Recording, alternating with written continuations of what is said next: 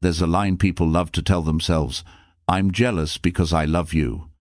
Sounds romantic. But most of the time, jealousy isn't love. It's fear of losing control wrapped in prettier words. You're afraid they'll choose someone else. Afraid you'll be replaced. Afraid you're not enough. And instead of facing those fears, you call it love. Most middle-aged Americans understand this. Life isn't just about emotions anymore. You have work, you have family, you have responsibilities. You don't have time for constant drama. Yet all it takes is a heart reaction on someone's post, a longer than usual text conversation, or coming home later than expected. And suddenly your heart starts racing, your mind starts creating stories. You want to check their phone. You want to interrogate them. You want answers. And before you know it, you've turned yourself into the police officer of the relationship. You think you're protecting love. In reality, you're pushing it away. Stoicism doesn't tell you not to feel jealous. It tells you that jealousy is a signal, not a command. The signal says, something inside me feels insecure. But the command says, control them, question them, punish them, shame them. And that's exactly what destroys love. Today, we're going to separate two very different things. Jealousy that serves as a healthy warning sign and helps you set boundaries, and jealousy that becomes an addiction to control and slowly ruins everything. By the end of this video, you'll have a simple test. Answer a few questions honestly, and you'll know whether you're loving someone or trying to own them. Jealousy isn't always love. By middle age, you no longer love the way you did when you were 20. You love while managing bills, deadlines, family responsibilities, health concerns, and a life that doesn't slow down. That's why when jealousy appears, it's more than an emotion. It's an energy leak. It steals your sleep. It breaks your focus. It pulls you into negative thinking. Soon you're no longer jealous of another person. You're jealous of your own lost peace of mind. And because you're busy, you're tempted to choose the fastest solution. Let's get to the bottom of this. I'll check and make sure. I'll make it clear this can't happen again. The problem is that quick solutions often come at the cost of trust. You may succeed in one thing, making the other person afraid. But fear is not respect. Fear is just fear. Stoicism sees relationships differently. A relationship is a partnership between two free people. You do not own another human being. You only control two things, whether you stay or leave, and what you are willing or unwilling to accept. The moment you turn a relationship into a prison, you're sending a message: I need to control you in order to feel safe. It's honest, but it's also frightening. A mature person does not create safety by controlling others. They create safety by standing firmly on their own feet. Self-respect, healthy boundaries, strong character. Those are the real foundations. This video is not about teaching you to tolerate everything. It's about teaching you to separate facts from imagination and to separate love from possession. Real love contains one essential element. You want the other person to grow, and you want yourself to grow as well. Possession is different. You want the other person to behave exactly the way you want, so you can stop feeling anxious. One is love. The other is an addiction to control. And if you're honest enough to look closely, you'll discover that many things you've called love were actually fear wearing a different mask. Stoic definition: what is jealousy? Really, according to Stoicism, emotions don't attack you by themselves. What affects you is the judgment you attach to an event. Jealousy works the same way. Jealousy doesn't come from a text message. It comes from the meaning you assign to it. They're betraying me. They're about to leave me. I'm not enough. Most jealousy is built from three things. 1. Ego. You want to be the center of their attention. You want them to notice other people, but you want them to notice you the most. Ego doesn't love. Ego wants to win. R. Fear. You're afraid of losing them. But deeper than that, you're afraid of losing your sense of value. Many people aren't afraid of losing the person. They're afraid of losing the feeling of being chosen. That's a fear of the ego. San. Control. You think control creates safety. It doesn't. It creates the illusion of safety because you can control someone's behavior on the outside.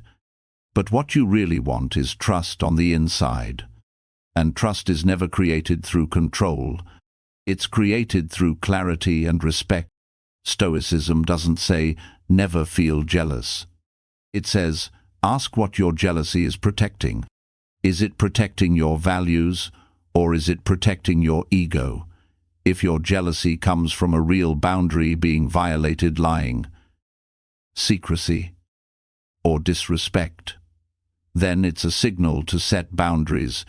But if your jealousy comes from imagination and insecurity, it's a signal to strengthen yourself. Stoic love is not about possession. It's about two people choosing to walk together with freedom and responsibility. You do not own another person's heart. You only own your character. And that's the key lesson. The tighter you cling, the more you lose. The stronger you stand, the more likely you are to keep what truly matters. Test 1. Does this belong to me? Stoicism has a powerful principle called the dichotomy of control. What is under your control? And what is not? This idea cuts straight through jealousy. Think about one of the most common situations. Your partner is texting someone else. Can you control whether they text that person? No. Can you control what they're thinking? No. Can you control what they feel? No. So what can you control? Your attitude, your communication, the boundaries you set, and your decision to stay or walk away. The problem with unhealthy jealousy is that it pulls your attention away from what you can control and pushes it toward what you can't. You start monitoring, checking, questioning, guessing. You become a detective, when your real job is to lead yourself. And the more you play detective, the more exhausted you become. Then comes frustration, then conflict, then damage. Here's a simple test. If your sentence starts with, "they must," you're probably trying to control. If your sentence starts with, "I will," you're probably acting from maturity. For example, they must stop talking to that person. Control versus I don't accept secrecy or mixed signals. If it continues, I will leave. Boundary. One is a cage. The other is a standard. Stoicism doesn't make you cold. It makes you clear. And clear people experience less jealousy because they don't live by imagination. They live by principles. Test 2. Am I jealous because of values or fear? There are two kinds of jealousy. One is a real warning signal. The other is a false alarm created by your own mind. Value-based jealousy comes from real evidence, lying, secrecy, overly intimate messages, behavior that crosses clear boundaries. These are serious issues. The right response is not to explode. The right response is to identify the behavior, set a boundary, and make a clear decision. Fear-based jealousy is different. There is no clear evidence. Only feelings. You see a like on social media and assume betrayal. You see your partner busy and assume they're losing interest. You see them enjoying someone else's company and assume you've become invisible.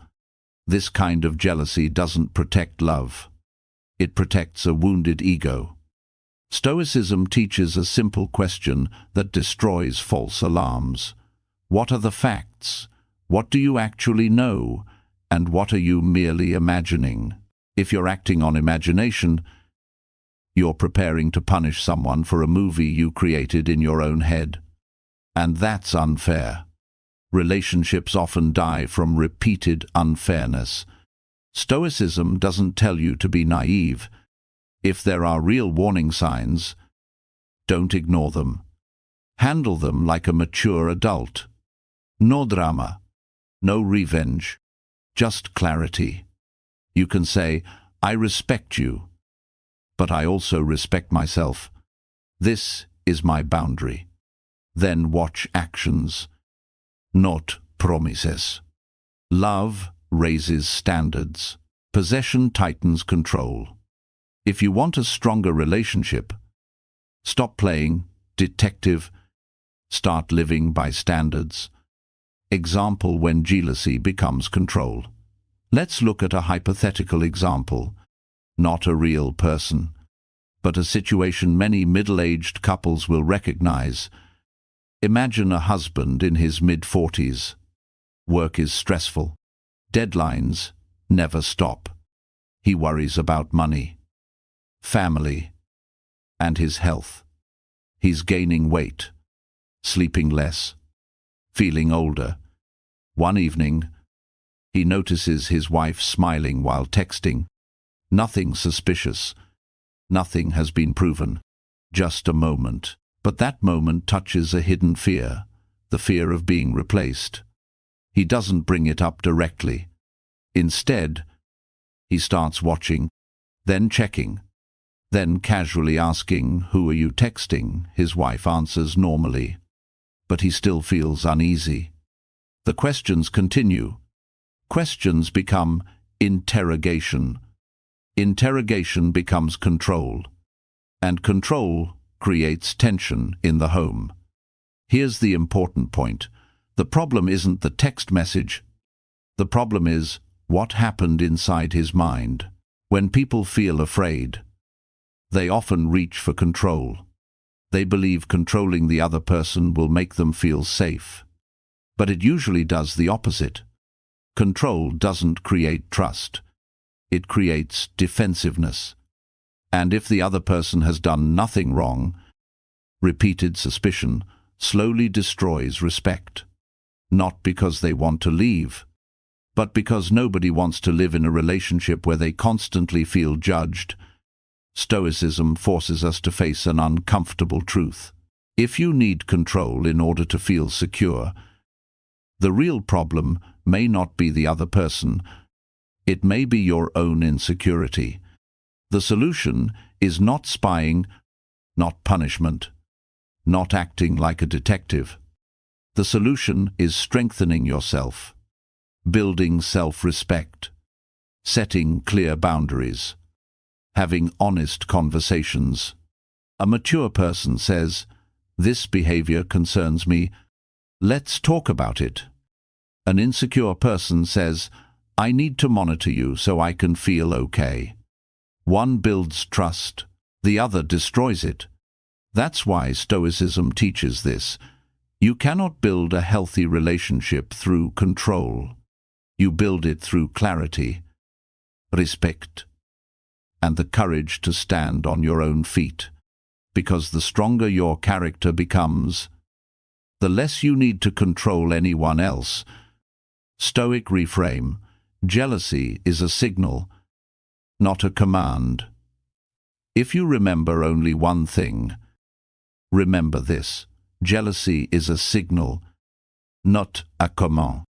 It tells you that you feel insecure, sense a risk, or don't feel safe. But a signal does not have the authority to tell you what to do. Jealousy usually gives 3 commands: check, interrogate, punish. Stoicism says pause. Because the moment you obey those commands, you hand your power to an emotion, you turn a temporary feeling into actions with lasting consequences.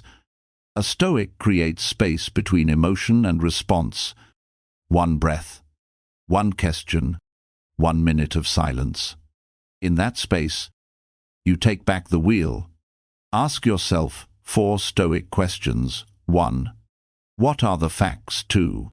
What story am I telling myself? 3. What evidence supports that story? 4. What action best reflects my values? This is the strength of Stoicism. It doesn't make you passive. It makes you principled. You can still be strong. You can still set boundaries. You can still walk away from betrayal. But you don't act from a place of emotional chaos. Mature love leaves room to breathe. People stay because of respect. Very few stay because they're being watched. When handled correctly, jealousy becomes a lesson in self-mastery and boundaries. When handled poorly, it can turn you into someone you no longer recognize in the mirror. How to handle jealousy the Stoic way. Now, no philosophy. Just 3 steps you can use immediately. Step 1. Name it. Be honest with yourself. Say, I'm feeling jealous. No blame, no drama. Just recognition, because what you can't name will control you. Step 2. Look for evidence. Ask, what facts do I actually know if all you have is a feeling? Don't turn it into a verdict. If you have clear evidence, lying, secrecy, or behavior that crosses boundaries, move to. Step 3. Step 3. Set a boundary. Not a punishment. Weak people punish because it feels satisfying. Strong people set boundaries because they value their dignity.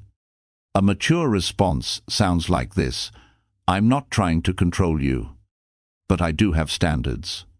I don't accept secrecy or mixed signals. If this continues, I'll leave. A boundary is not a threat. A boundary is a statement of who you are. And remember, boundaries don't survive on words. They survive on action. If you set a boundary and never enforce it, you're teaching people to ignore you. Practice these 3 steps consistently and you'll notice something: less jealousy, more clarity. And your relationship will either improve or end in a healthy, honest way, not in a destructive explosion. Is jealousy love or possession? Let's answer the question directly. Is jealousy love or is it possession? Jealousy can be a sign that you care, but jealousy is not proof of love. Love is measured by respect, honesty, and responsibility. Possession is measured by control, suspicion, and punishment. Stoicism sees this clearly. You cannot love well if you cannot stand firmly on your own feet. Strong people don't need control to feel safe. They create security through their character. And if a relationship loses its foundation of respect, they have the courage to walk away rather than drag each other through the mud. Love is not a pair of handcuffs. Love is a free choice made again and again, every day. There is a world of difference between I choose you and you belong to me. If you're feeling jealous, don't hate yourself for it. Use it as a mirror. Ask, what weakness is this jealousy revealing? A lack of self-respect, a fear of abandonment, a need for control, whatever it reveals. That's where the real work begins. That's practical stoicism. And remember this, a healthy relationship doesn't need you to play the role of a police officer. It needs you to be a person with standards. Standards are not loud. They don't demand attention. They simply remain consistent. Now comes the part where you decide whether you're actually going to use this or just treat it like another interesting video. If you're serious, do these 3 things. 1. Comment control, if you want to learn how to control yourself instead of controlling other people. Comment next, if you want the next video to cover boundaries in marriage, how to communicate when you suspect betrayal, how to rebuild self-respect after betrayal or divorce using Stoic principles. Most importantly, take one recent situation that triggered jealousy and write down 4 things. What were the facts? What story was I telling myself? What actual evidence did I have? What is my boundary? This exercise takes 5 minutes, but it can completely change the way you think. Most middle-aged adults don't lack knowledge. They lack a simple system for pulling themselves back from emotional reactions. This is that system. Use it.